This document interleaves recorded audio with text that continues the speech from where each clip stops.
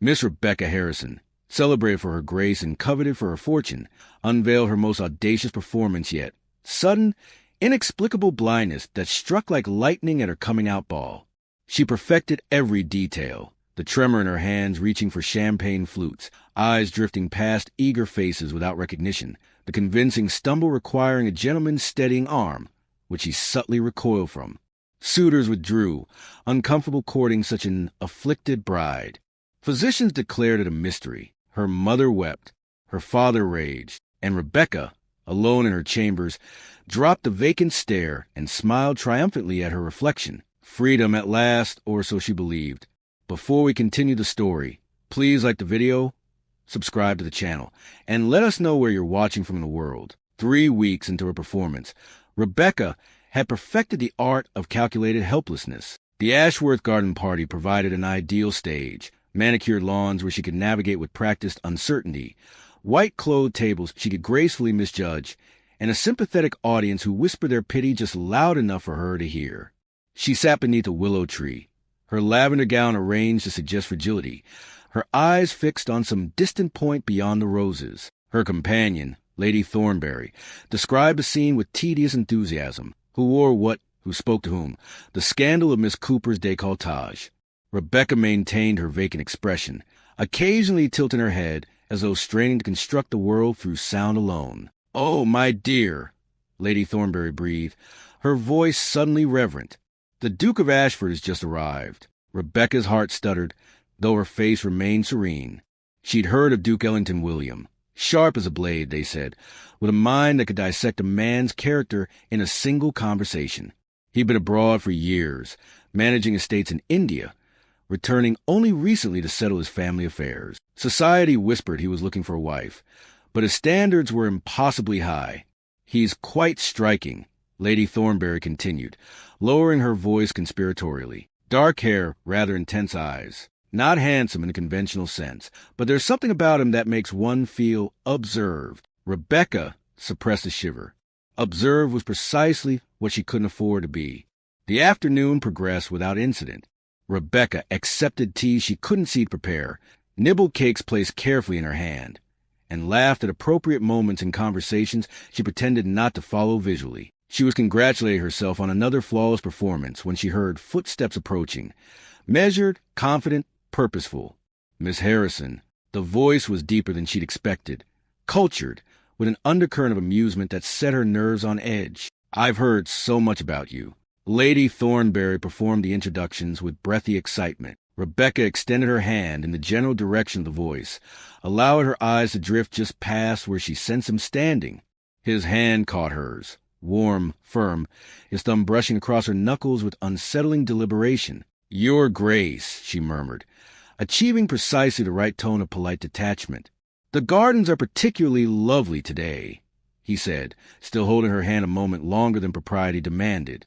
"Though I suppose you experience them differently than most. The fragrance of roses, the warmth of sunlight, the sound of conversation blending with birdsong." "Yes," Rebecca replied carefully. "One learns to appreciate what remains." How philosophical. There was something in his voice, a sharpness, a testing quality that made her acutely aware of every muscle in her face, every controlled breath. "And how remarkably brave. I understand your affliction came upon you quite suddenly." "During my coming-out ball," Lady Thornbury interjected helpfully. "The physicians are baffled. One moment she was dancing, the next, darkness," Rebecca finished softly, having perfected this particular line. Complete and absolute. She sensed rather than saw him settle into the chair beside her, close enough that she could smell his cologne, something with bergamot and cedar, expensive and understated. Lady Thornbury, sensing an opportunity for gossip elsewhere, excused herself with indecent haste. They sat in silence for a moment, and Rebecca fought the urge to turn toward him, to meet eyes she couldn't acknowledge seeing. The not looking was always the hardest part, maintaining that unfocused gaze that suggested a world of unseeing. "I brought you something," he said finally. "From my travels, a volume of poetry, Persian, translated into English. I thought perhaps you might enjoy having someone read it to you." Before she could respond, she heard the soft thud of a book being placed on the table before her. Then, as if by accident, his elbow caught it, sending it tumbling to the ground near her feet. Instinct, treacherous, unthinking instinct, made her eyes flicker downward to track its fall. The moment lasted less than a heartbeat. Her gaze snapped back up, fixed once more on middle distance, her breathing carefully controlled. But it was enough. She knew it was enough. The silence that followed felt like falling through ice. "Forgive my clumsiness," he said, his voice perfectly pleasant as he retrieved the book. "How terribly careless of me." He shifted closer, and she felt the warmth of him, the subtle displacement of air as he leaned in. His breath ghosted across her ear, and when he spoke, his voice was barely a whisper, intimate, dangerous, and utterly certain. "Careful, Miss Harrison. Your condition seems to improve when you forget to perform it." Terror flooded her veins, cold and absolute. Her hands trembled. Genuinely this time, no performance required. She opened her mouth, but no sound emerged. What defense could she possibly offer? What explanation? He straightened, and when he spoke again, his voice carried the easy warmth of casual conversation, pitched for any potential listeners. "I do hope you'll allow me to call upon you, Miss Harrison. I find myself quite fascinated by your condition. There's so much I'd like to discuss with you." The threat hung unspoken in the air between them. She managed a nod, her throat too tight for words. "Excellent." She heard the smile in his voice, warm and terrible. "I'll send word to your father. Perhaps you might visit Ashford Manor? I have a rather extensive library, and I'm in need of assistance cataloging some historical manuscripts. Simple work, really. Nothing that would strain your limitations." He stood, and she felt his hand brush her shoulder, a gentleman's courteous touch that felt more like a brand. "Until then, Miss Harrison, do take care of yourself. It would be such a tragedy if anything were to compromise your remarkable resilience." His footsteps retreated across the lawn, leaving her frozen beneath the willow tree. Around her, the garden party continued its bright chatter, ladies laughing, teacups clinking, birds singing their oblivious songs. But Rebecca sat perfectly still, her hands clenched in her lap, her carefully constructed world crumbling around her. She'd been so clever, so confident in her deception. And in a single moment, with a falling book and a whispered observation, Duke Ellington William had shattered everything. The game had changed, and she had the terrible suspicion she was no longer the one controlling it. The letter arrived 2 days later on heavy cream stationery, the ducal seal pressed into burgundy wax. Rebecca's father read it aloud at breakfast, his voice swelling with poorly concealed triumph. "Dear Mr. Harrison, I write to request a most particular favor. Having made the acquaintance of your accomplished daughter at the Ashworth garden party, I find myself in need of assistance that her unique perspective might provide. I am currently cataloging my late uncle's historical manuscripts, a collection of significant scholarly value, and requires someone with patience, attentiveness, and a keen ear for detail to help preserve these documents for posterity." Her mother pressed a hand to her bosom. "The Duke of Ashford. Oh, Rebecca, this is quite an honor. I would be most grateful," her father continued, "if Miss Harrison might consent to visit Ashford Manor for several weeks to assist in this endeavor. Naturally, I would ensure every propriety is observed. My aunt, the Dowager Duchess, resides at the manor and would serve as chaperone. I believe this charitable work might provide Miss Harrison with a sense of purpose during what must be a difficult time." Purpose. The word landed like a stone in Rebecca's stomach. How thoughtful, her mother breathed. How perfectly thoughtful. To think that he sees past your affliction to the intelligent young woman beneath. Rebecca sat very still, her untouched toast growing cold on her plate. She could feel her father's gaze on her, hopeful and calculating. A duke's interest, even if framed as charity, was not something to be dismissed, not when they resigned themselves to a future of petty proposals, or no proposals at all. "Of course, we cannot accept immediately," her father said, though his tone suggested otherwise.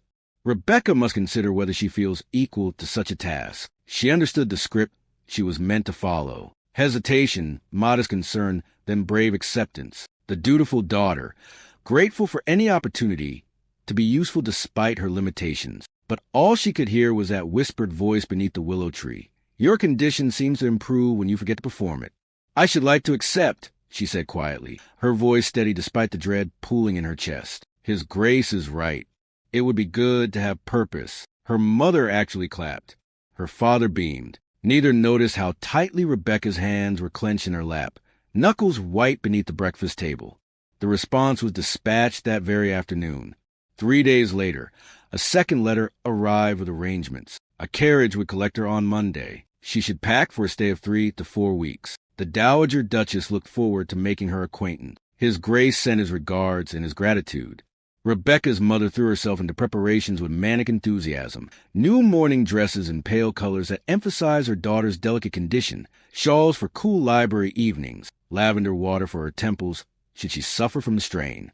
Through it all, Rebecca maintained a performance. The careful navigation of familiar rooms, the practiced dependence on her maid's guidance, the vacant gaze that never quite focused. But at night, alone in her chambers, she allowed herself to see clearly, to pace before the window, wringing her hands, playing out scenarios in her mind. What did he want? Surely if he meant to expose her, he would have done so already. The garden party had provided ample opportunity for public humiliation. No, this was something else, something more deliberate. He wanted her isolated, trapped in his manor with no escape, no witnesses beyond servants who answered him. The cataloging work was obviously a pretense. Ancient manuscripts, read aloud by a blind woman? The absurdity would be laughable if it weren't so terrifying.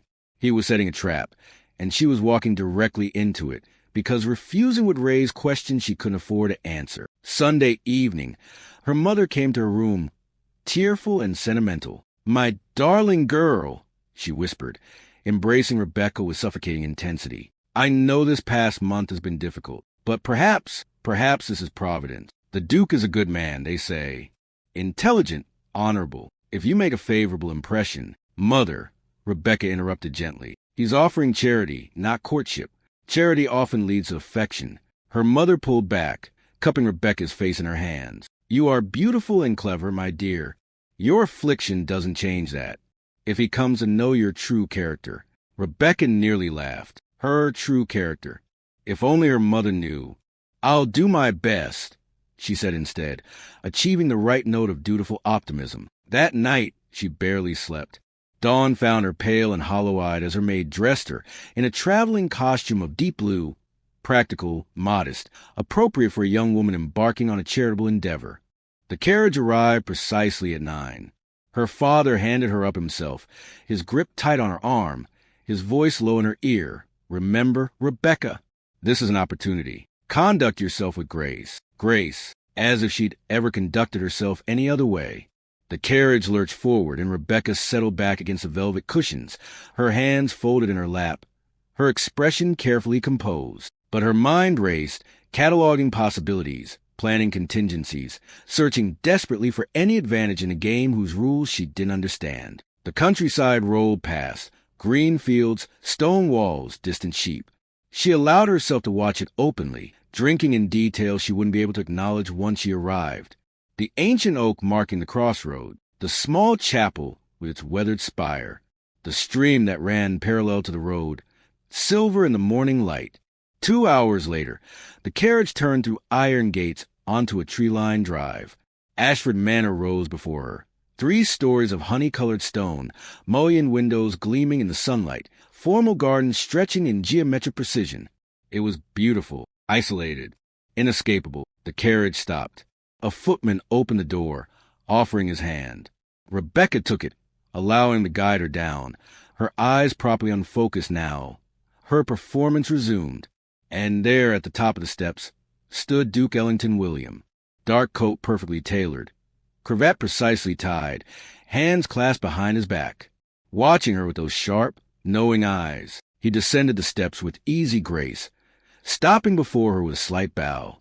"Miss Harrison," he said, his voice carrying the warmth of a welcoming host. "How very good of you to come. I trust your journey was comfortable." "Yes, Your Grace. Thank you." "Excellent." He offered his arm. "Allow me to show you to your room. You must be tired. We'll begin our work tomorrow, once you've had time to settle in." She placed her hand on his sleeve, feeling the solid muscle beneath expensive wool. He led her up the steps, into the cool, shadowed entrance hall, where her footsteps echoed on marble floors. "I think you'll find Ashford quite accommodating," he murmured, his voice pitched for her ears alone. "Everything you need, and nowhere really to go." The trap closed around her with the quiet finality of a door locking. She was his prisoner now, in everything but name. The Dowager Duchess materialized in the entrance hall, like a convenient fiction, elderly, vague, already retreating toward the east wing with murmurs about her correspondence and afternoon rest. Rebecca understood immediately. The chaperone existed only on paper, a name to satisfy propriety, while providing none of its protection. "My aunt keeps to her own quarters," Ellington explained, his hand still cupping Rebecca's elbow as he guided her across marble that caught the light from high windows. "She finds company exhausting at her age, but she's delighted to have you here, of course. Sends her warmest regards." Of course she did. Rebecca smiled politely, her eyes fixed somewhere past his left shoulder. The manor was a labyrinth of corridors and chambers, each more opulent than the last. Ellington maintained a steady narration as they walked, describing paintings she couldn't see, architecture she couldn't appreciate, family history she couldn't witness, playing his role of considerate host to her captive audience. "Your rooms," he announced, opening a door onto a suite that smelled of beeswax and fresh linen. "I hope you'll find them comfortable. Mrs. Winters, the housekeeper, will attend to your needs. Dinner is at 8, but please rest until then. Tomorrow we'll begin our work in earnest." He withdrew, leaving her alone with a maid who unpacked her trunks with efficient silence. Rebecca stood at the window, safe to look now, with only a servant present, and studied the grounds below. Formal gardens gave way to parkland to dense forest. The nearest neighbor was miles away. No casual visitors would happen by. No convenient escape presented itself. She was utterly, completely alone with a man who held her future in his hands. Dinner that evening was an exercise in psychological warfare. Ellington sat at the head of a table that could seat 20, Rebecca to his right, close enough that she could feel the weight of his attention. He carved her meat himself, described each dish in unnecessary detail, poured her wine with solicitous care. "The salmon is Scottish," he said. "Caught fresh this morning. Can you taste the difference? It's excellent, Your Grace. Please call me Ellington. We'll be working closely together." Formality seems rather absurd under the circumstances. He didn't elaborate, but the words hung between them, loaded with unspoken meaning. After dinner, he led her through more corridors, their footsteps echoing in the vast emptiness. She counted turns, memorized distances, building a mental map of her prison. Finally, he stopped before an ornate door. "The library," he announced, opening it with visible satisfaction. The room was magnificent. 2 stories of floor-to-ceiling shelves, a gallery accessed by a wrought-iron spiral staircase, windows overlooking the gardens. Late sunlight slanted through the glass, illuminating thousands of leather spines in burgundy and forest green and midnight blue. The air smelled of old paper, wood polish, and the faint mustiness of centuries. Rebecca's fingers itched to explore it. She kept her hands carefully still. "Impressive, isn't it?" Ellington's voice came from behind her, close enough that she could feel his breath against her hair. "My family has been collecting for generations. History, philosophy, rare manuscripts from across the empire. Some volumes are irreplaceable." He moved past her to a table where several books lay open, their pages covered in dense text and unfamiliar script. Beside them sat blank paper, fresh ink, newly cut quills. "These are what I need your help with," he said. "My uncle's collection from his travels in Persia and the Ottoman Empire. Letters, diaries, legal documents. Some are quite old. The work requires careful attention, steady hands." And he paused, turning to face her directly. Excellent vision. The silence stretched between them, taut as a wire. Rebecca maintained her vacant stare, though her heart hammered against her ribs. This was it, the moment she'd been dreading. The impossible demand that would shatter her performance or force her to maintain it at unbearable cost. "I don't understand, Your Grace," she said quietly. "How can I possibly?" "Ellington," he corrected. "And it's quite simple, really. You'll read these documents aloud while I transcribe them. Your role is merely to speak what you see. I'll handle the rest." He crossed to her side, took her hand with gentle firmness, and led her to the chair before the manuscripts. She sat because refusing would create suspicion, because her knees were unreliable, because she had no other choice. The text swam before her eyes, elegant Persian script, flowing and incomprehensible. She couldn't read it even if she were sighted. He knew that. This was simply another layer of his game. "Please," Ellington said, settling into the chair beside her. Too close, deliberately close. Begin with the top document. Read it aloud for me. His hand reached past her, turning the manuscript so it faced her directly.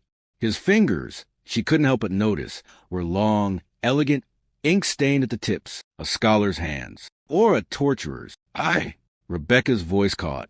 She stared at the impossible task before her, feeling the weight of his gaze, the warmth of his proximity, the absolute certainty that he was enjoying this. Take your time, he murmured. There's no rush. We have weeks ahead of us. After all the time in the world for you to find your way. The cruelty of it was exquisite. He'd boxed her perfectly. If she refused, she admitted the deception. If she attempted to fake her way through, she'd fail immediately. You couldn't pretend to read a language you didn't know. And if she broke character, revealed she could see... Your Grace Ellington, she corrected, hating the tremor in her voice. I fear you've misunderstood my capabilities. I cannot possibly read texts in languages I've never studied, blind or sighted. Can't you? His tone was maddeningly pleasant. How curious. The letter from your father mentioned your extensive education, languages, literature, history. Surely Persian was included?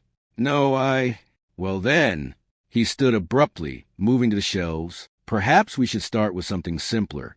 English texts, historical accounts my uncle collected, translations of the foreign document. Surely those present no difficulty. He returned with a leather-bound volume, opened it to a random page, and placed it before her.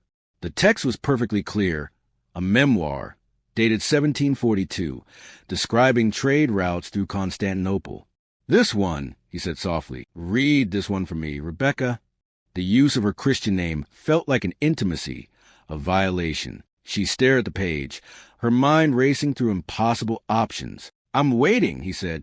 Will Rebecca find a way to navigate this impossible test, or will her carefully constructed world finally crumble?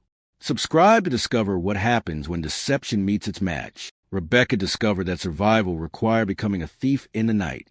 The first evening, after Ellington had finally released her from the library with an expression of patient amusement, she pleaded exhaustion and retreated to her chambers. She waited until the manor settled into silence, until even the servants' footsteps faded from the corridors. Then, wrapping herself in a dark shawl, she crept back down the stairs she'd memorized during dinner. The library door was unlocked. Of course it was. He wanted her to come. By candlelight, she studied the text he presented, committing passages to memory with desperate intensity. The memoir about Constantinople, a letter describing silk trade negotiations, an inventory of artifacts purchased in Damascus. She read until her eyes burned and the candle guttered, then slipped back to her room like a ghost. The next day, when Ellington placed a memoir before her and commanded her to read, she recited from memory, her voice carefully uncertain, pausing as though struggling to make out words she couldn't see. The markets of Constantinople are a symphony of commerce, she began hesitantly. Spices from the East, silks from Persia, merchants crying their wares in a dozen languages. Remarkable, Ellington murmured beside her. Your memory must be quite exceptional. She felt his gaze on her face, searching for cracks in her composure. I suppose I've learned to compensate, she replied, keeping her tone modest. When one sense is lost, others sharpen. How convenient. Thus began their ritual. Each morning at 10, she entered the library to find him waiting, impeccably dressed, devastatingly courteous. He would guide her to chair, his hand lingering at her elbow, her waist, the small of her back, and present the day's texts. She would perform her careful recitation, while he sat close enough that she could smell the bergamot in his cologne, feel the warmth radiating from his body. And each night, she returned in darkness to study what he might demand tomorrow.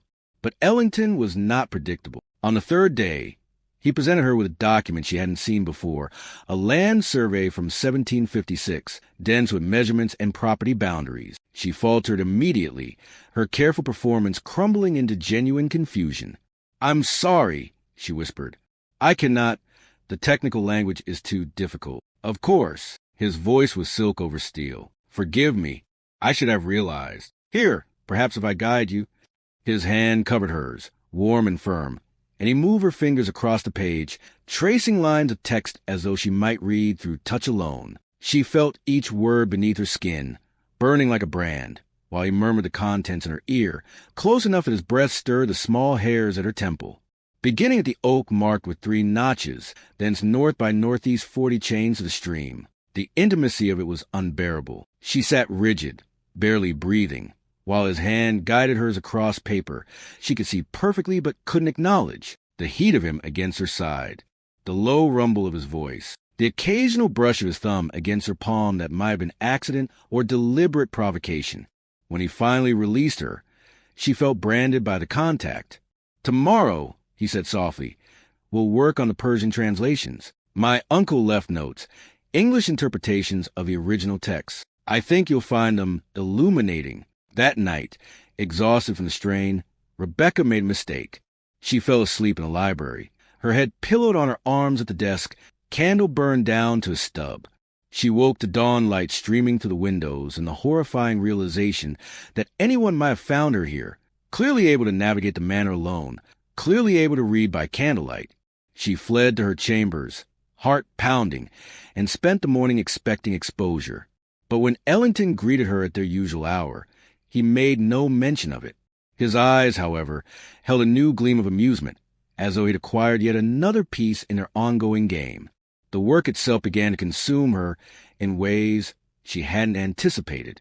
The manuscripts told stories of merchants and diplomats, of cultural exchange and political intrigue, of her uncle's fascination with civilizations beyond England's shores. Despite the torture of maintaining her performance, Rebecca found herself genuinely captivated. "This letter," she said one afternoon, forgetting for a moment to sound hesitant, "the one from the Ottoman ambassador. It mentions a treaty that I don't recall from any history I've studied. Was it ever formalized?" Ellington went very still beside her. "You're familiar with Ottoman-British treaties." She caught herself too late. My father enjoyed discussing politics at dinner. I suppose I retained more than I realized." "I suppose you did." His tone was unreadable. "And you're correct.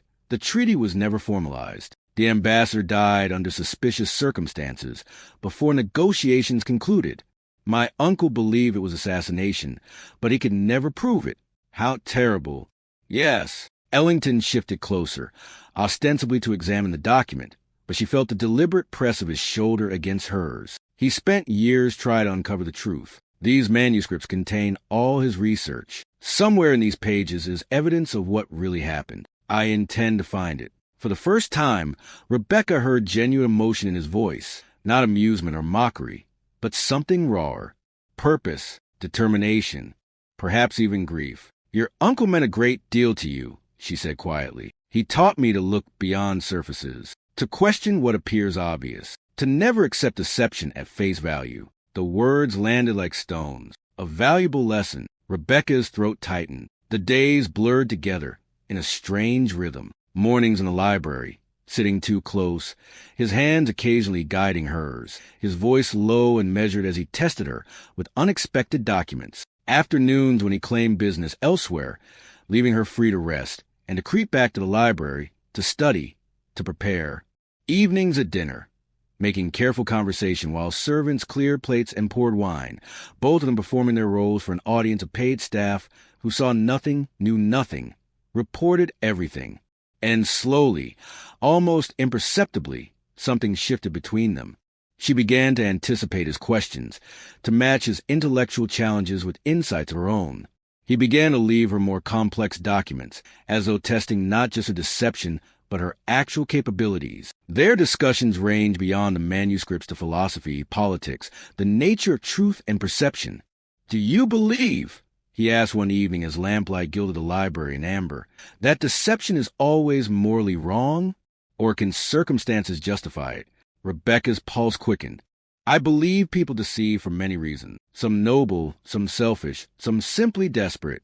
And which would you consider most forgivable?" She met his eyes, truly met them, forgetting for one dangerous heartbeat that she wasn't supposed to see him looking back.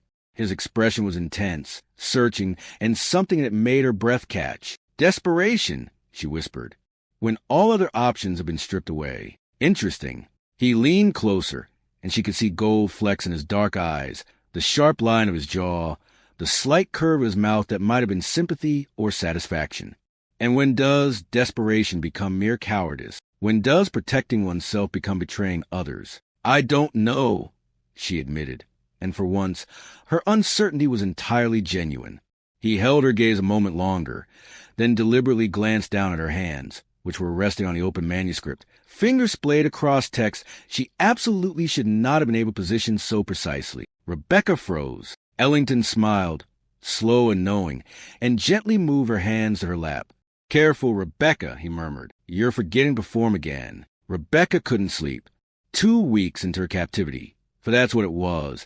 Regardless of the silk sheets and elaborate dinners, the weight of constant performance had fractured her rest into fitful fragments. She woke at midnight with her heart racing from dreams where she'd been found out, exposed before crowds of sneering faces, her mother weeping, her father's disappointment cutting deeper than any scandal. The manor was silent except for the settling of old wood and the distant hoot of an owl. She rose, wrapping herself in a dressing gown, and slipped into the corridor. Perhaps a glass of water from the kitchen, perhaps just movement, escape from the suffocating darkness of her thoughts. She wasn't maintaining her performance now.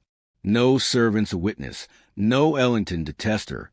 She walked with sure steps, navigating the familiar route toward the main staircase. Light spilled from beneath the library door. Rebecca froze, debating retreat. But curiosity, that same reckless curiosity that had driven her to fake blindness in the first place, drew her forward. She eased the door open just enough to peer inside. Ellington stood before the fireplace, still fully dressed despite the late hour.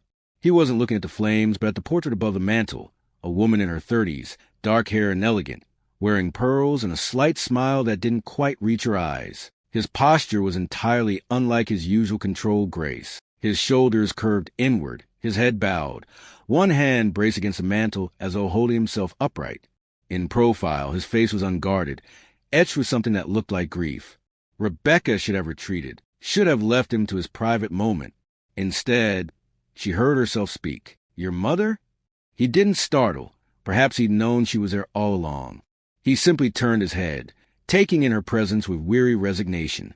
"You're not stumbling," he observed quietly. No hesitation in the doorway. No performance at all, really. She could have scrambled to recover, to fabricate some excuse. Instead, exhaustion made her honest. "There's no one here to perform for, except you, and you already know." "Yes." He turned back to the portrait. "I already know."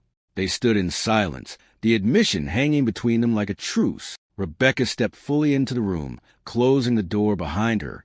If they were abandoning pretense, she might as well commit to it. "She's beautiful," Rebecca said, studying the portrait.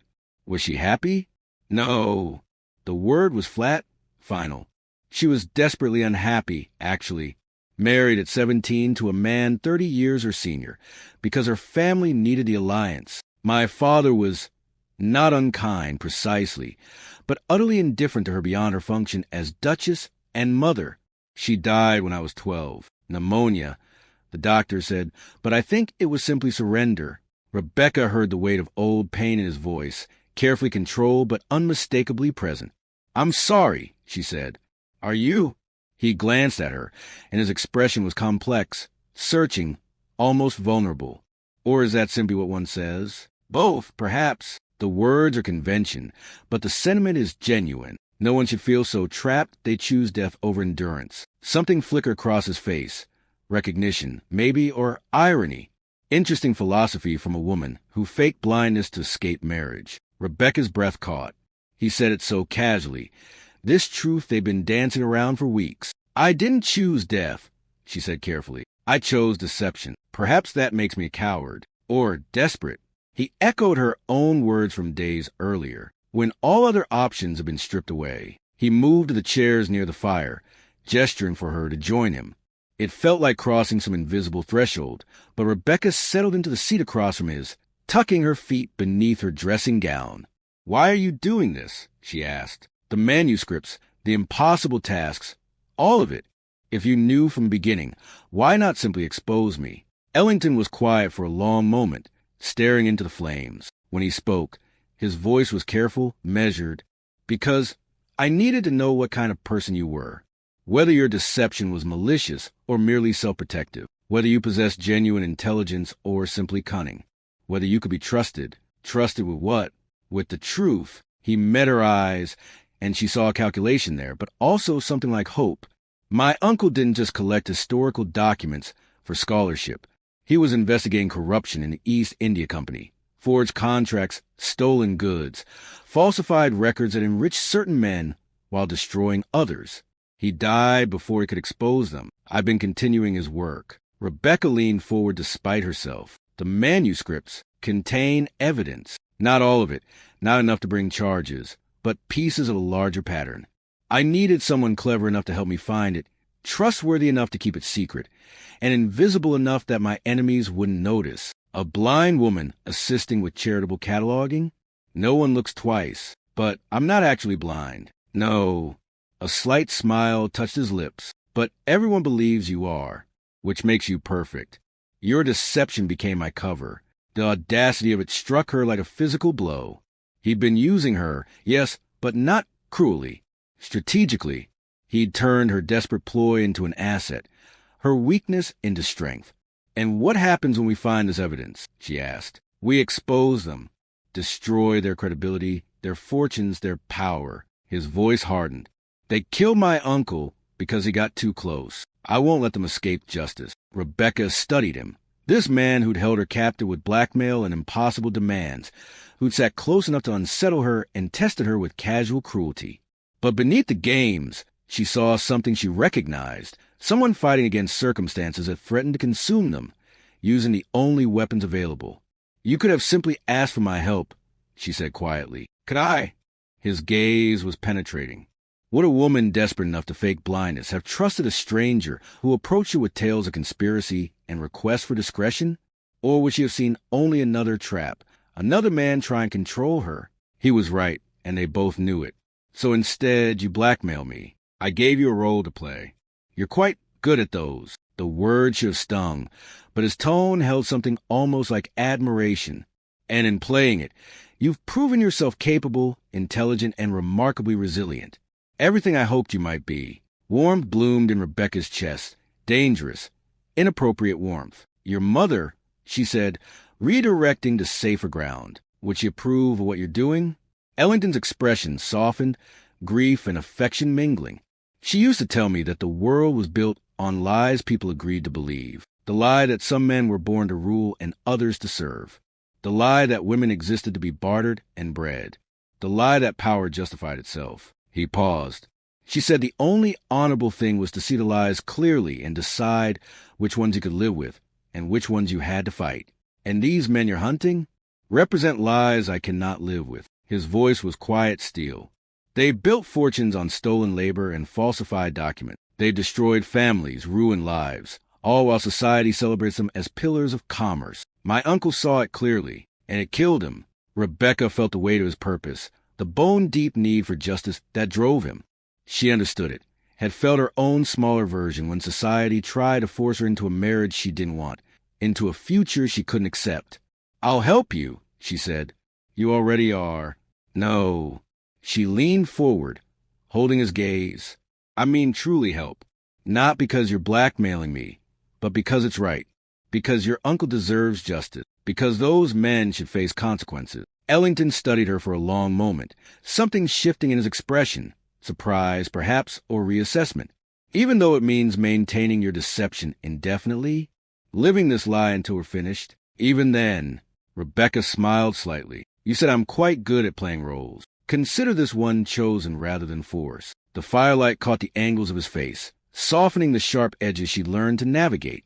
He looked younger suddenly, less armored, and when he smiled, genuinely smiled without calculation or mockery, it transformed him entirely. Partners, then, he said quietly.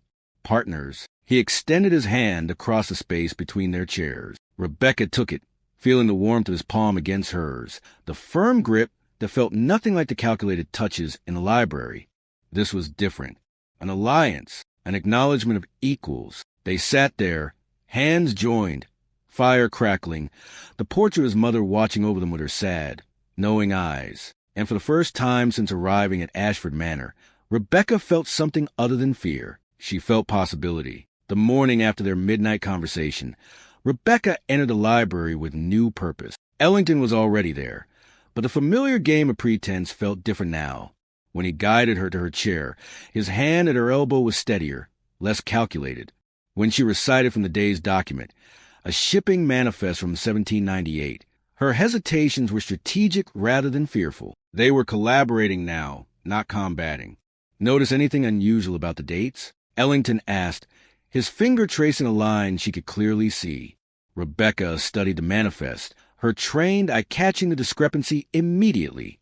The shipment left Calcutta on the 15th of March, but arrived in London on the 2nd of March. Unless your uncle's ships could travel backward through time, someone altered these records. Exactly. Satisfaction warmed his voice. And if you cross-reference it with this, he produced another document, laying it beside the first. You'll see the same ship listed as arriving with entirely different cargo. Spices versus textiles. The values don't match. Rebecca leaned closer, genuine fascination overriding caution. Someone was running 2 sets of books, reporting one cargo to custom, selling another for profit, and pocketing the difference. Ellington pulled out a third document, a ledger filled with neat columns of figures. My uncle tracked 17 such discrepancies over 5 years. Small amounts individually, but collectively, nearly 50,000 pounds. The sum was staggering. Rebecca sat back, her mind racing through implications. The East India Company would have investigated such losses, unless the men responsible were the ones conducting the investigations. Ellington's voice hardened. Lord Pemberton, Sir Charles Whitmore, and Marcus Ashworth, my own cousin, all held positions of authority. All were above suspicion, and all 3 signed off on reports declaring the discrepancies to be clerical errors or storm damage. Rebecca felt the pieces clicking together with horrifying clarity. Your uncle discovered this. Yes, and when he threatened to expose them, they destroyed him first. Ellington moved to the window, his silhouette dark against the morning light. They couldn't kill him outright, too suspicious, so they discredited him instead. Forged letters suggesting he'd been embezzling from the family estates, created false debts in his name. By the time he died, his reputation was ruined. The family solicitors advised my father to distance himself from the scandal, but he was innocent, completely. Ellington turned back, and Rebecca saw the weight of it in his eyes. The injustice, the helpless rage of a boy who'd watched his beloved uncle destroyed. He died knowing everyone believed him a thief and a disgrace. And I was too young, too powerless to defend him. But not anymore, Rebecca said quietly. No, not anymore. He returned to the table, spreading out more documents with careful precision. The evidence is here, scattered across years of correspondence and manifests and ledgers. We just need to assemble it into an irrefutable pattern, prove the forgeries, expose the theft, connect it all back to these 3 men. Rebecca studied the array of papers, seeing now what she'd missed before. This wasn't random historical research. This was a case being built, piece by meticulous piece. They still have power, she observed. Lord Pemberton sits in Parliament. Sir Charles has connections throughout the company. Your cousin will inherit the William estates if anything happens to me. Ellington's smile was knife-sharp. Convenient, isn't it? I'm the last obstacle between Marcus and a dukedom. If I were to be discredited as my uncle was, or to meet with an unfortunate accident, the implication chilled her. They're watching you. Of course they are. Every move I make, every investigation I pursue, which is why I needed someone they wouldn't notice. Someone whose presence could be explained as charity rather than strategy. He met her eyes. Someone already skilled at deception. Rebecca understood now with perfect clarity. Her blindness wasn't just convenient cover. It was essential camouflage. A duke cataloging his uncle's papers with help from a disabled young woman? Society would see kindness, perhaps even courtship. They'd never see conspiracy. What do you need from me? She asked. Ellington pulled out a fresh sheet of paper, his expression shifting to focus intensity. I need you to find connections I've missed. Cross-reference dates, compare signatures, identify patterns in the shipping routes. My uncle left clues, but he had to hide them. The men he was investigating had access to his papers, his correspondence. Everything suspicious had to be buried in plain sight. Codes, Rebecca murmured. Hidden meanings. Exactly. And you have a gift for seeing beneath surfaces, for understanding performance and misdirection. His gaze held hers. You've been doing it your entire life. The observation should have stung, but instead it felt like recognition, like being truly seen for the first time. They worked through the afternoon with new efficiency. Rebecca abandoned all pretense of blindness when they were alone, reading documents openly, making notes in her own hand, asking sharp questions that Ellington answered with equal sharpness. The intellectual exchange was exhilarating, two minds moving in tandem, building understanding from fragments. "Here," Rebecca said suddenly, her finger stopping on a letter dated June 1799. "Your uncle mentions visiting the garden where Mother grew roses, but in this earlier letter, he says your grandmother never kept a garden. She preferred wildflowers in the meadow." Ellington leaned over her shoulder, close enough that she could feel his breath against her cheek.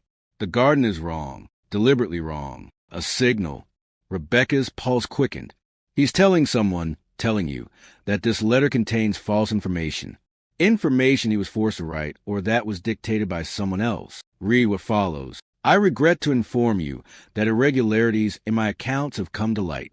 I take full responsibility for these unfortunate discrepancies, and am working to make amends. Please accept my profound apologies for any embarrassment this may cause the family." Rebecca looked up at Ellington. "This is the letter that destroyed him." "Yes, it was presented to my father as proof of embezzlement.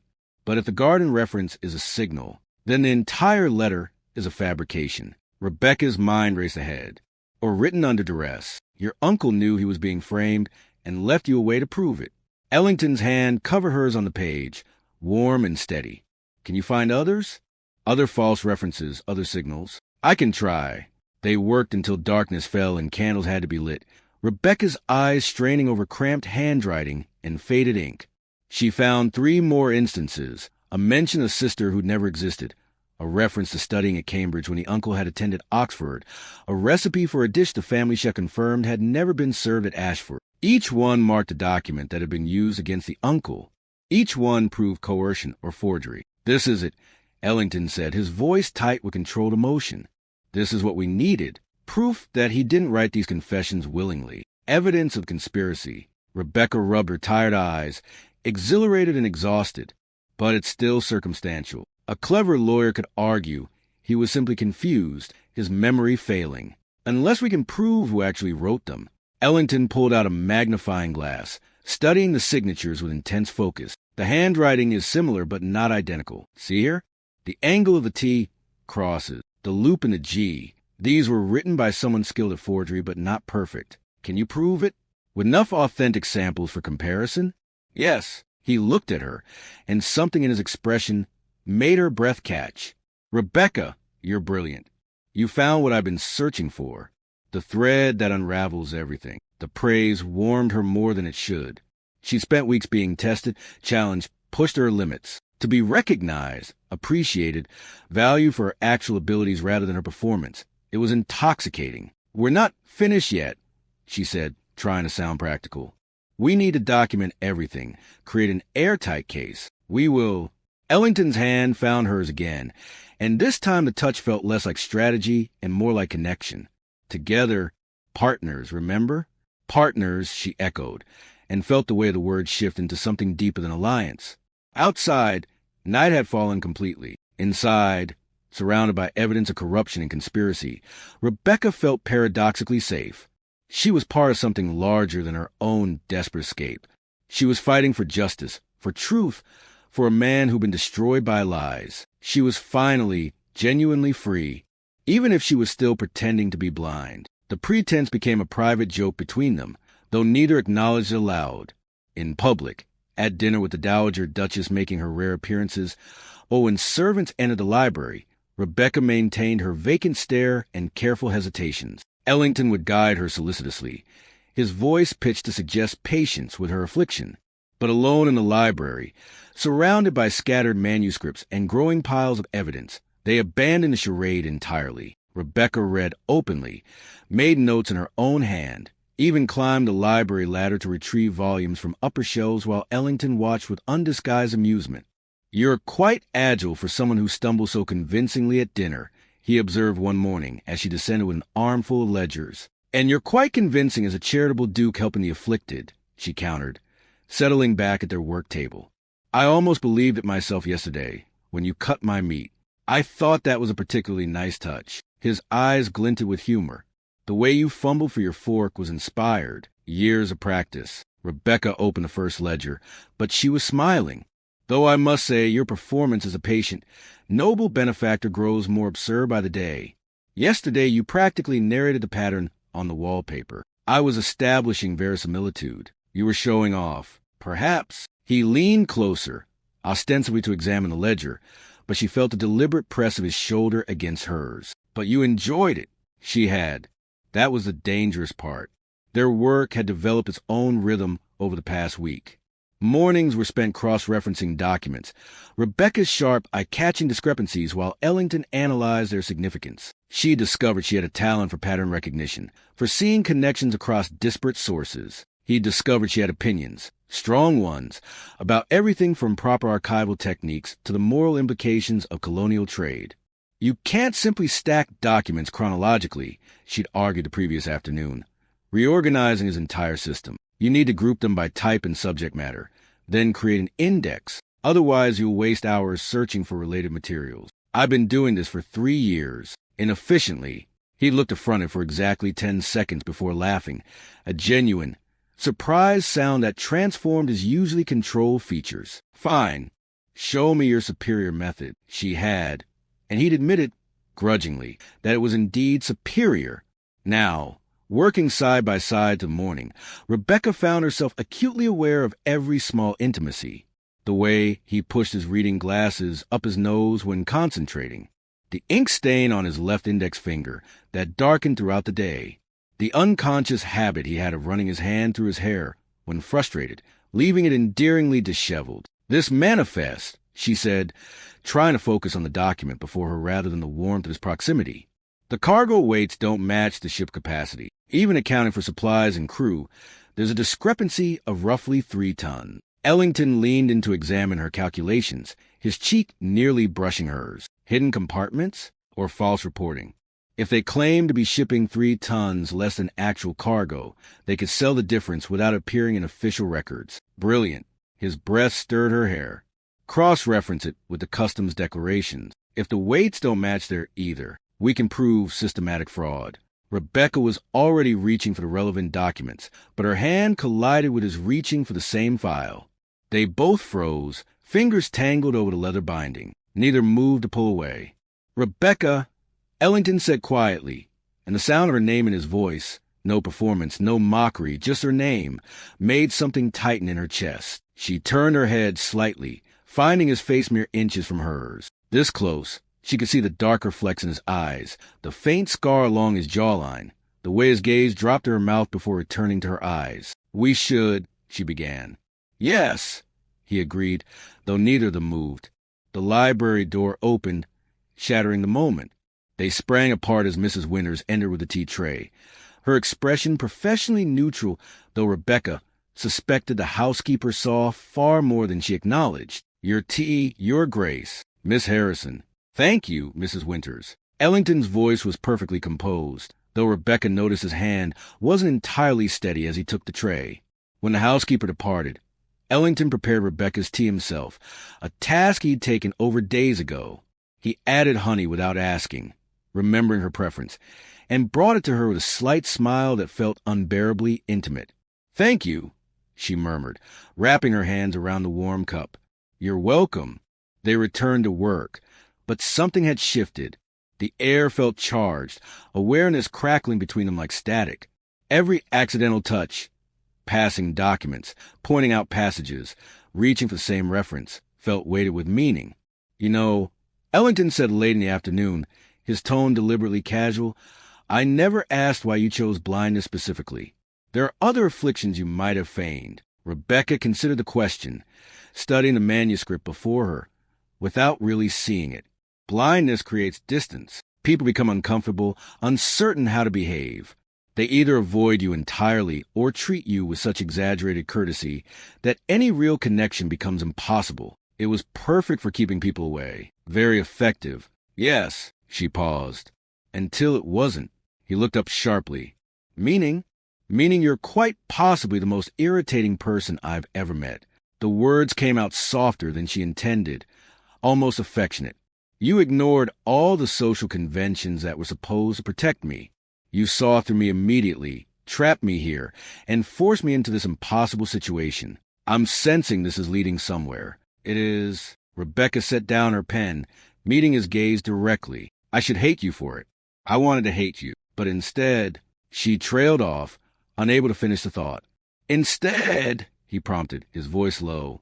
Instead, I find myself enjoying your company more than I've enjoyed anyone's in years, perhaps ever. The admission felt dangerous, like stepping off solid ground. You challenge me.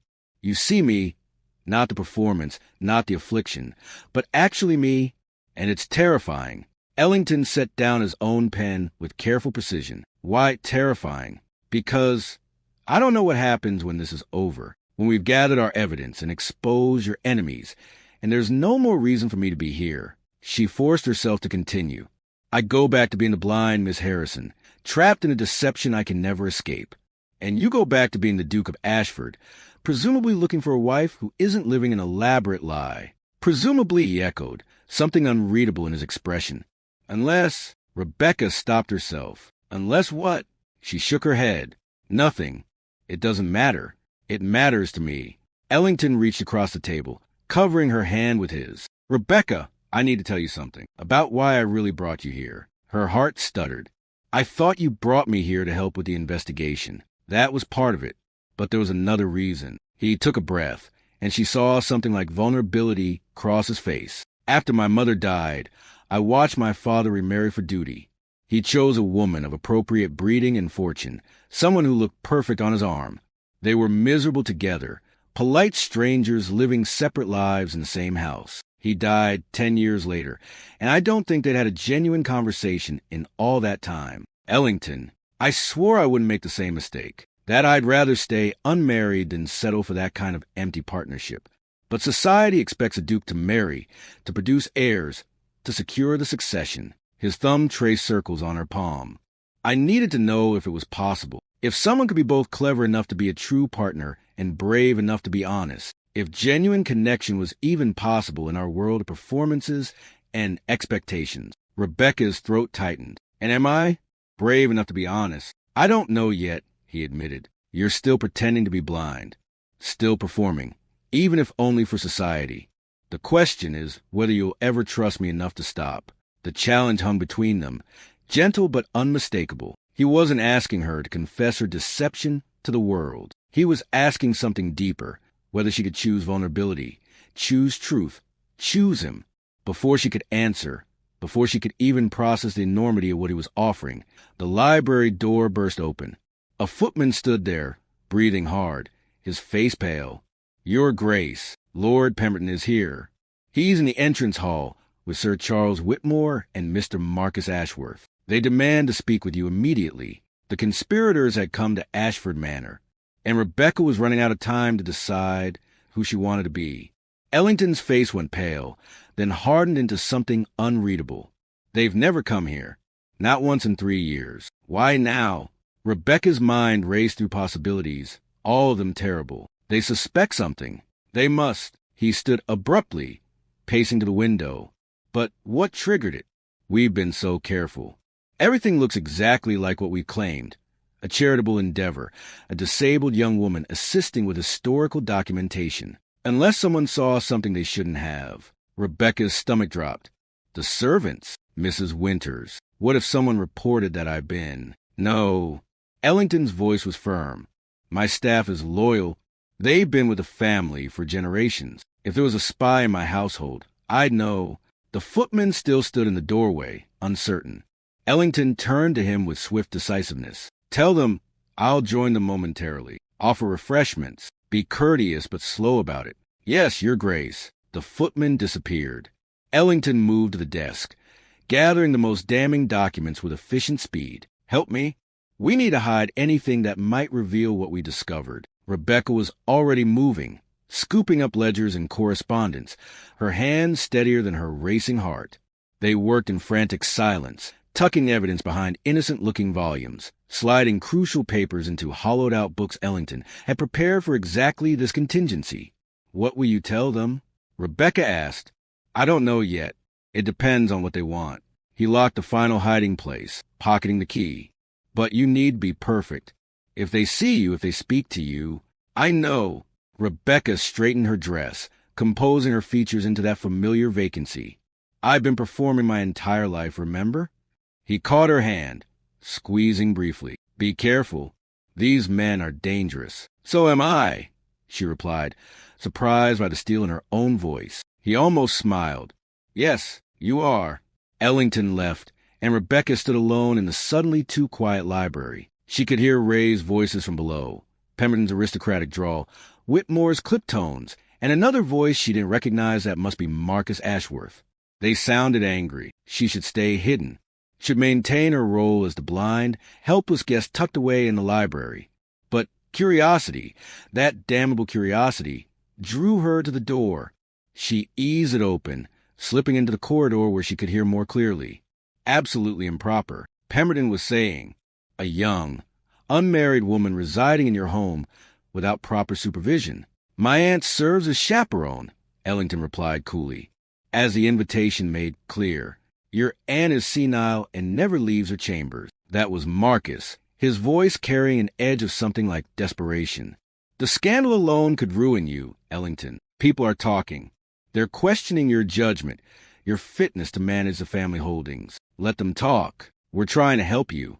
Whitmore's tone dripped false concern. As your family's advisors, as your late father's trusted associates, we feel obligated to intervene before the situation damages your reputation irreparably. Rebecca's hands clenched. They were trying to discredit him, just as they'd done to his uncle. Create enough scandal, enough doubt, and they could petition to have him declared unfit, seize control of the estates through Marcus as heir presumptive. Your concern is noted, Ellington said, his voice dangerously quiet. Now, if you'll excuse me, we're not finished. Pemberton's voice hardened. We want to see this girl. This blind charity case you've installed in your home. We want to assess the situation ourselves. Absolutely not. Miss Harrison is a guest, not a spectacle. Then you have something to hide. The accusation hung in the air. Rebecca could imagine Ellington's face, controlled, calculating, searching for the right response. But there wasn't one. Refusing would confirm their suspicion. Allowing it risk exposure if she made any mistake. She made her decision in a heartbeat. Rebecca stepped into the hallway, affecting her most convincing stumble, one hand trailing along the wall. Your Grace? She called, her voice uncertain. I heard voices. Is everything all right? Silence from below. Then Ellington's carefully modulated response. Miss Harrison. Yes, everything is fine. Please, return to the library. But she was already descending the stairs, counting steps she'd memorized, maintaining her vacant expression. Forgive me. I don't mean to intrude. I simply thought if you had guessed, I should retire to my chambers. I wouldn't want to be an imposition. She reached the bottom of the staircase and turned unerringly toward the entrance hall, as though following Ellington's voice rather than her own perfect vision. 3 men stood there. Pemberton tall and silver-haired, Whitmore stocky with cold eyes, and Marcus who bore an unfortunate resemblance to Ellington, but with weaker features and a petulant mouth. All 3 were staring at her. Gentlemen, Ellington said tightly, may I present Miss Rebecca Harrison. Rebecca, these are family associates, Lord Pemberton, Sir Charles Whitmore, and my cousin, Mr. Marcus Ashworth. Rebecca executed a perfect curtsy toward empty air 2 feet to the left of them. How do you do? Pemberton cleared his throat. Miss Harrison, we've heard. That is, we understand you've been assisting His Grace with cataloging work. Yes, my lord. The Duke has been extraordinarily kind, allowing me to be useful despite my limitations. She let her hand flutter helplessly. I read aloud from documents while he transcribes. It's quite simple work, really, but it gives me purpose. I see. Whitmore's scrutiny felt like insects crawling across her skin. And how did you come to meet the Duke? At the Ashworth garden party, sir. I believe he took pity on me. Rebecca smiled self-deprecatingly. My affliction came on quite suddenly. It's been difficult to adjust. She felt rather than saw Ellington's tension, but she kept her focus on her performance. Helpless, harmless, exactly what they needed to see. Marcus stepped closer, and Rebecca caught the smell of brandy and expensive cologne. You must find it tiresome, being confined here, away from society, from entertainment. Oh no, sir. His Grace has been most considerate. And truly, I prefer quiet. Social gatherings have become rather overwhelming since. She trailed off delicately. Of course, Marcus's voice softened with what might have been genuine sympathy or calculated manipulation. Still, one wonders at the propriety. A young woman, a bachelor household. My aunt resides here, Ellington interjected firmly. Whom none of us have actually seen in years, Pemberton countered. Ellington, be reasonable. The girl's reputation is my concern, not yours. The tension sharpened. Rebecca sensed the conversation spiraling toward confrontation. She needed to defuse it, to give them what they wanted so they'd leave. Perhaps, she said softly, the gentlemen are right to be concerned, Your Grace. I wouldn't want my presence to cause you difficulty. If my staying here creates problems, I could return home. My parents would understand. That won't be necessary, Ellington said, but there was something strained in his voice. Actually, Pemberton said smoothly, that seems the wisest course. We could arrange transport for tomorrow. I'm sure your family would be relieved to have you safely home. Tomorrow, before they'd finished gathering evidence, before they'd built their irrefutable case. Rebecca felt panic rising, but kept her voice steady. If His Grace wishes it. I don't. Ellington's words came out harsher than intended.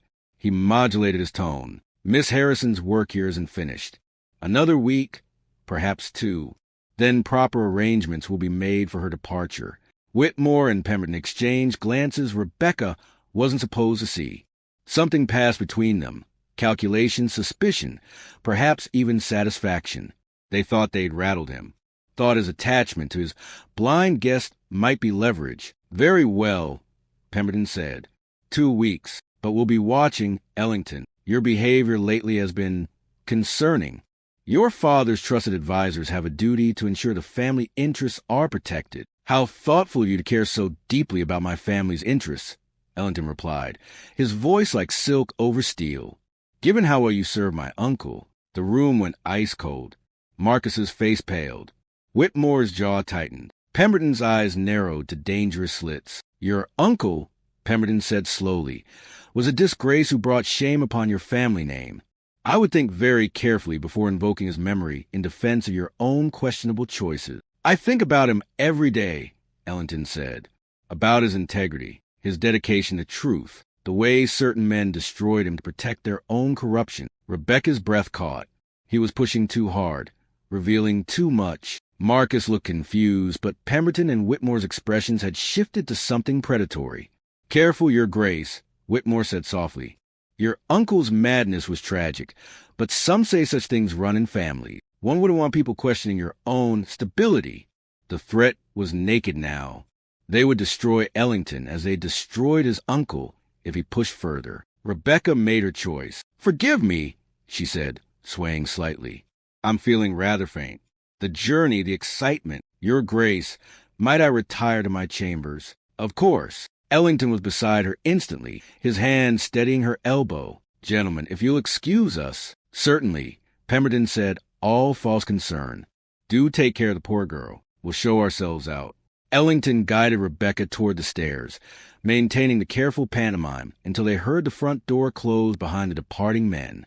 Even then, they didn't speak until they'd reached the library, the door shut and locked behind them. Only then did Ellington release her, crossing the window to watch the visitor's carriage disappear down the drive. That was too close, he said finally.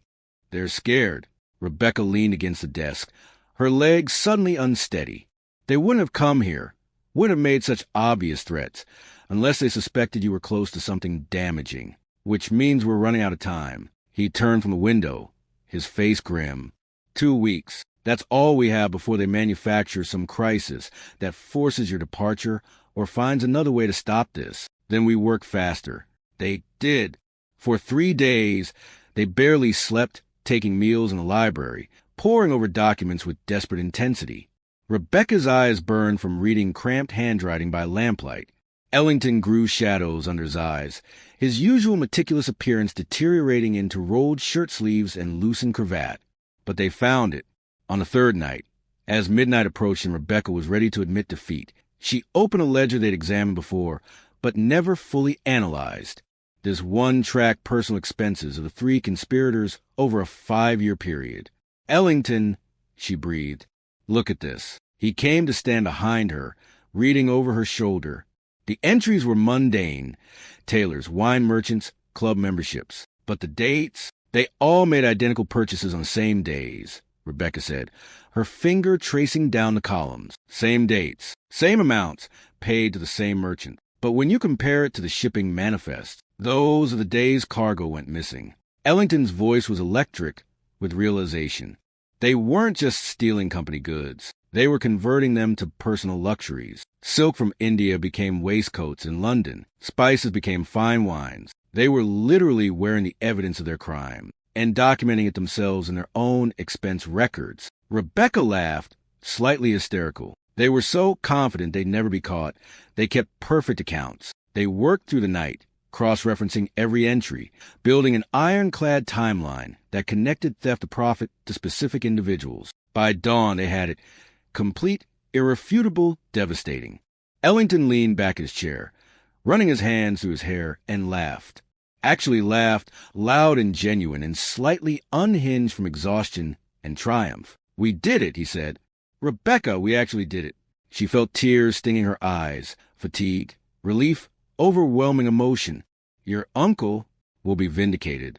His voice broke slightly. "Finally, after all these years, the truth will be known." He pulled her into an embrace, sudden and unguarded, and Rebecca wrapped her arms around him, feeling his heart racing against hers. They stood there in the dawn light, surrounded by scattered papers and dying candles, holding onto each other like survivors of a shipwreck.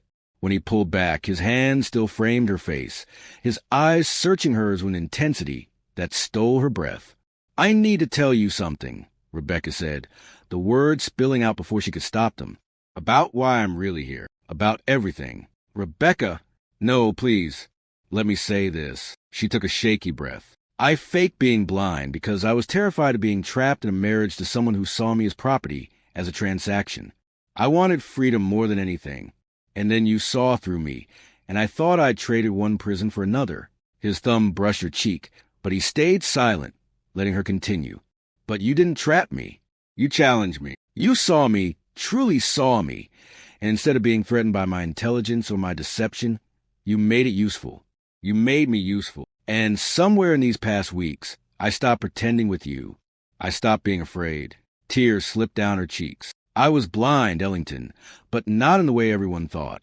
I couldn't see that honesty might grant me more freedom than any deception, that vulnerability could be strength, that I could be truly known and still be valued. Rebecca," her name was rough in his throat, "you've helped me see clearly now," she finished, "and I'm choosing to see you, to trust you, to stop hiding." The silence stretched between them, loaded with everything unsaid.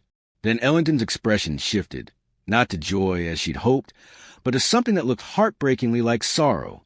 "I need to tell you something, too," he said quietly, "and I'm afraid it's going to hurt. Has Rebecca's confession come too late, or will Ellington's revelation shatter everything they've built together? Subscribe to find out what happens next." Rebecca's heart stuttered at the sorrow in his eyes. "What do you mean?" Ellington stepped back, putting deliberate distance between them, and the loss of his warmth felt like a physical blow. He moved to the window, staring out at the dawn-lit gardens, his profile etched with something that looked like grief. "I've known from the very beginning, Rebecca," he said quietly, "from that first moment at the garden party when the book fell and your eyes tracked it. I knew then, completely and certainly, that you weren't blind at all." The words didn't make sense. Rebecca's mind struggled to process them, to reconcile what he was saying with everything that had happened. But the blackmail, the impossible tasks, making me read documents I couldn't possibly. There was never any blackmail. He turned to face her, and his expression was devastatingly gentle. "I never threatened to expose you, Rebecca. I asked you to come here, to help me with my work. You assumed the threat because you were used to seeing the world as adversarial, everyone as an enemy waiting to exploit your weakness." She felt the ground shifting beneath her feet. "The manuscripts, you made me read them knowing I could see. I gave you every opportunity to tell me the truth on your own terms." His voice was patient, explaining something to someone who should have understood all along. "Every day, every conversation, I dropped hints, created openings. I waited for you to trust me enough to be honest without being cornered into it." Rebecca's throat closed. She thought back over the past weeks, the late-night conversation by the fire, when he'd spoken of his mother, of choosing which lies to live with, the afternoon he'd asked about deception and morality, the moment yesterday when he'd told her he needed someone brave enough to be honest. He'd been asking her to choose him, to choose truth, and she'd missed it every single time. "I don't understand," she whispered. "If you knew, why didn't you just tell me?" "Because I needed to know what kind of person you were." Ellington's hands gripped the window frame, knuckles white. "My uncle trusted the wrong people. He believed in appearances, in reputation, in the masks people wore. It destroyed him. I swore I would never make that mistake, that I would value character over cleverness, authenticity over performance. So this was all a test." The words tasted bitter. It was an opportunity. He met her eyes, and she saw a profound disappointment there. An opportunity for you to choose vulnerability when it wasn't strategically necessary, to be honest when it would cost you something, to trust me not because you'd run out of options, but because you genuinely believed I was worthy of that trust. Rebecca felt tears streaming down her face, hot and unchecked. "I just told you the truth. I confessed everything. I chose honesty after we'd won." His voice was unbearably sad. "After you'd helped me find the evidence, after the danger had passed and the work was done. You confessed when it was safe, Rebecca, when it served your interests, when you'd already gotten what you needed from me. That's not." But the denial died in her throat because it was true. She confessed in a moment of triumph, surrounded by evidence of their success, when the risk of rejection felt diminished by the magnitude of their shared victory. She'd waited until it was strategically advantageous to be honest. "I fell in love with you," Ellington said, and the words should have been a gift, but they landed like blows. "Somewhere between your brilliant analysis of shipping manifests and the way you reorganized my entire library. Somewhere between watching you climb that ladder with such unconscious grace and listening to you laugh at my observations. I fell in love with the real you, the person beneath the performance. Then why? Because I can't marry someone who will always choose self-protection over vulnerability." His voice broke slightly. "My mother lived her entire life hiding her true self, performing the role of dutiful duchess while her heart withered from loneliness. I watched it destroy her. I watched her choose death rather than risk being truly seen." Rebecca pressed her hand to her mouth, trying to hold back a sob. "I need a partner I can trust absolutely," Ellington continued. "Someone brave enough to be honest, even when lies would serve them better. Someone who chooses authenticity not because it's strategic, but because it's right." He crossed to the desk, looking down at the evidence they compiled together. "You've proven yourself brilliant, resourceful, capable of extraordinary things. But you've also proven that you'll always wait until the cost is minimal before you show your true self." "That's not fair," Rebecca managed. "You were testing me without telling me. How was I supposed to know?" "You weren't supposed to know. That was the point." His gaze was steady, painful in its clarity. "Love isn't about passing tests, Rebecca. It's about choosing to be vulnerable when there's no guarantee of safety. It's about trusting someone enough to show them your truth before you know how they'll respond." The words hit her like physical blows because they were right. Every step of the way, she calculated risk, managed outcomes, protected herself first. Even now, even in her confession, she'd waited until she felt secure. "What happens now?" she asked, her voice small. Ellington took a long breath, and when he spoke, his voice was formal, distant. "I'll present this evidence to the appropriate authorities. Pemberton, Whitmore, and Marcus will face justice. My uncle's name will be cleared, his reputation restored. You've helped accomplish something genuinely good. Rebecca, you should be proud. And us, there is no us." The words were gentle but final. "I'll arrange for your safe return home today. Your secret is safe. I would never expose you. Your reputation remains intact. You're free to continue your life exactly as you were living it before we met." "Ellington, please." "You wanted freedom," he continued, as though she hadn't spoken. "Freedom from unwanted suitors, from societal pressure, from anyone who might try to control you. You have that now. Completely. I won't pursue you, won't court you, won't create any obligation or expectation." Rebecca felt something breaking inside her chest. "You're punishing me?" "No." He looked at her then, really looked at her, and his eyes were wet. "I'm releasing you. You were never my prisoner, Rebecca, no matter what you believed. You were always free to leave, free to tell me the truth, free to choose trust. You just never did. I'm choosing it now. Now that you've won. Now that the cost is minimal. Now that you know I have feelings for you." His smile was heartbreaking. "Don't you see? Even this confession is strategy. You're not being vulnerable. Rebecca, you're making a calculated bid based on new information. That's not true." But even as she said it, she wondered, had she confessed because she genuinely wanted to be known, or because she'd seen love in his eyes and recognized an opportunity? She didn't know, and the not knowing was damning. "I'll have Mrs. Winters help you pack," Ellington said, moving toward the door. "The carriage will be ready within the hour. I'll write to your parents, explaining that the work is complete and thanking them for allowing you to assist." "Wait." Rebecca crossed him, desperate. "Please don't do this. I can change. I can learn to be braver, to trust more easily. I'm sure you can." His hand was on the door handle. "And I hope you do, truly. You deserve genuine happiness. Rebecca, you deserve to be loved for who you really are, not the role you're playing. But that person has to be someone who chooses honesty when it costs them everything, not just when it's convenient. And you deserve someone who passes your impossible tests." Bitterness crept into her voice. "Someone perfect who never makes mistakes or protects themselves? No." He opened the door. "I deserve someone who tries, who stumbles and fears and protects themselves sometimes, yes, but who ultimately chooses to take the risk anyway. Who loves me enough to be vulnerable even when every instinct screams to hide." He paused in the doorway. "You never took that risk, Rebecca. Not once. Not even now." He left, closing the door softly behind him. Rebecca stood alone in the library as dawn light strengthened through the windows, illuminating the scattered evidence of their success. They'd won. They'd found the proof, vindicated his uncle, built an irrefutable case against men who thought themselves untouchable. She'd accomplished everything she'd set out to do, helped with genuine good, proved her worth, earned her freedom, and lost the only person who'd ever truly seen her. The carriage ride home passed in a blur. Ellington didn't come to see her off. Mrs. Winters supervised her packing with kind efficiency, made no comment on Rebecca's red eyes or trembling hands. The Dowager Duchess sent her regards and a very fine set of gloves as a parting gift.